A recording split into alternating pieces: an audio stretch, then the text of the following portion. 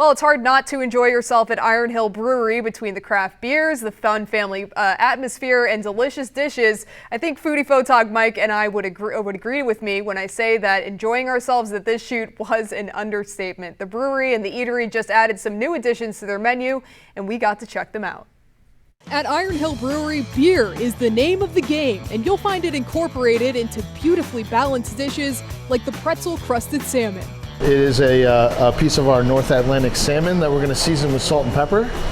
We're going to sear that. Once we get a good sear on that, we're going to flip it, smear it with the IPA mustard sauce, crust it, and then we're going to pop it in the oven to finish. That sauce, whole grain mustard, vinegar, and Hill's Philly favorite IPA. It kind of complements the richness of the salmon. A little bit of our pretzel panko crust on top, and then we're going to pop that in the oven and let that salmon cook. The saucy goodness doesn't stop there. Along with garlic smash, Yukon Gold potatoes, and broccolini comes a special green herb smear. Is a scallion and dill based sauce with sour cream. Really complements the salmon and the beer really well.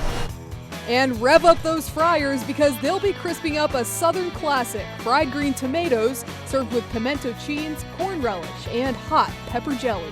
These have been dredged in our Vienna red lager beer batter and then crusted in a panko and cornmeal seasoned mix, and put them in our 350-degree fryer.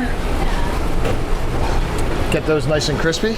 We'll garnish that with some sliced scallions. The crunch on these fried green tomatoes is absolutely phenomenal. And then the tomatoes on the inside are just such a beautiful, bright, acidic note. And then you pair that with the creaminess of the pimento cheese, and then you have the corn and the jalapenos and the peppers. It just really all comes together to make a really wonderful summer dish. The pretzel-crusted salmon definitely making its mark on the foodie team. The Philly favorite IPA mustard sauce combining with the gentle crunch from the pretzels to create a tender yet satisfying dish.